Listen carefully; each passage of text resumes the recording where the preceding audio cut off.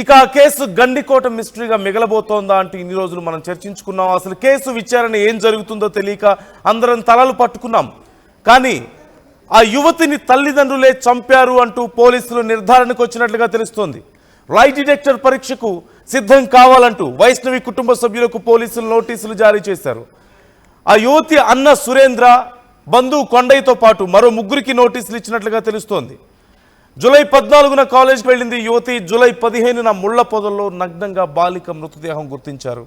ఈ నేపథ్యంలో ఇప్పటికీ నెలకు పైగా గడిచిపోయింది, నెల రోజులు గడిచిపోయింది. ఆ యువతి అత్యంత దారుణమైన స్థితిలో హత్యకు గావించబడి, కానీ ఇప్పటి వరకు ఎలాంటి క్లారిటీ రాలేదు. అందరినీ విచారించారు, కానీ ఎవరు అనేది తేల్చడానికి పోలీసులు చాలా ఎక్కువ సమయం తీసుకుంటున్నారనే అభిప్రాయాలు వ్యక్తమవుతూ ఉన్నాయి. క్లారిటీ ఉన్నా సరే రకరకాల కారణాలు ఇందులో ఉన్నాయంటూ ఎన్నో అనుమానాలు వ్యక్తమయ్యాయి. కానీ మొత్తం మీద కుటుంబ సభ్యులే ఈ దారుణానికి ఒడిగట్టారు అనేది ఆల్మోస్ట్ ఫిక్స్ అయినట్లుగా తెలుస్తోంది.